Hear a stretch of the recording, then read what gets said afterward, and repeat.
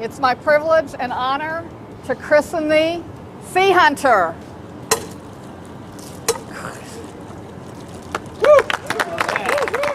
The unprecedented unmanned surface vessel you're looking at right here. This heralds the look and shape of things to come. And this is going to be a Navy unlike any Navy in history. A human-machine collaborative battle fleet that will confound our enemies. The other thing this ship represents is incredible innovation. America's so-called Sea Hunter has taken a major step forward.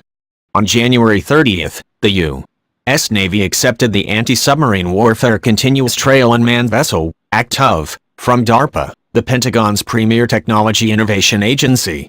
The Sea Hunter, as the first ship of the ACTUV program is called, is an unmanned ship primarily designed to track quiet diesel-electric submarines for months with little or no human help.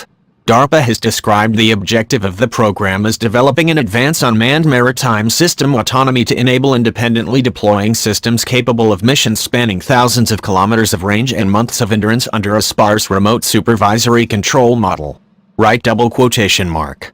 This included demonstrating the ship's ability to follow all international maritime laws, and the capability of the ACTUV system to use its unique characteristics to employ non-sensor technologies that achieve robust continuous track of the quietest submarine targets over their entire operating envelope.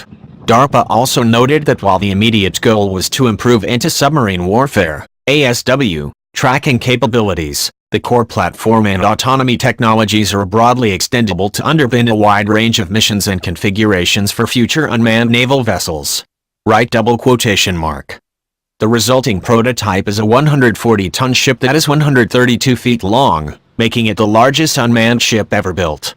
The ship can reportedly also reach speeds of 27 knots. Further work on ACTUV, including building new ships, will be handled by the Office of Naval Research, ONR, which became a partner on the program in 2014. DARPA itself began work on the program around 2010. Joint testing began in 2016.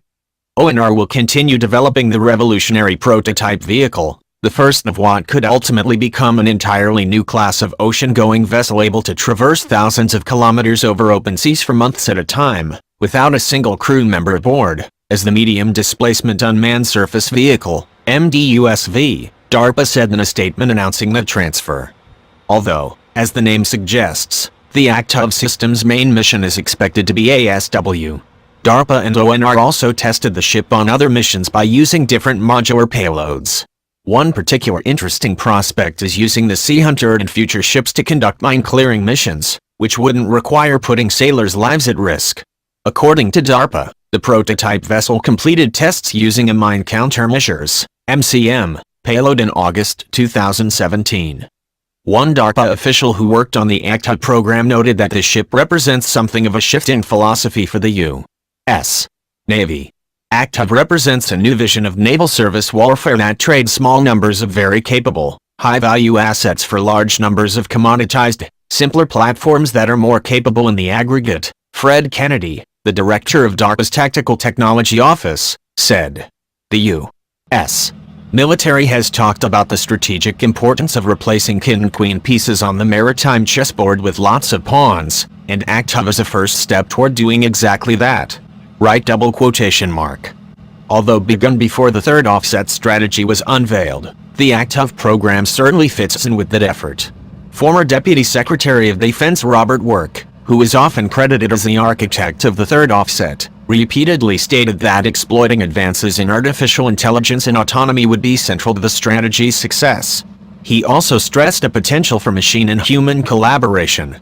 While this may not be exactly what he had in mind, the program includes human-machine interaction, since the Sea Hunter only provides surveillance while other ships would be necessary to actually destroy an adversary submarine. Competitive strategies like the first offset, tactical nuclear weapons, often employ cost-efficient systems. Here, too, the Sea Hunter fits the bill. As Franz Stefan Gady notes at The Diplomat, the Sea Hunter will approximately cost $15,000 to $20,000 per day to operate, whereas the average costs of operating a guided missile destroyer with anti-submarine warfare capabilities are around $700,000 per day. Improving America's ASW capability is a pressing need, given the proliferation in the number and sophistication of enemy submarines. China leads the way in this regard.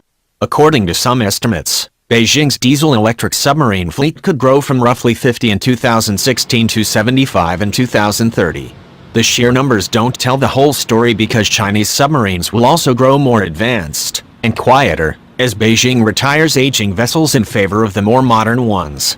Russia is also making numerous advances in its undersea fleet after allowing its capabilities to atrophy following the Cold War. The U.S.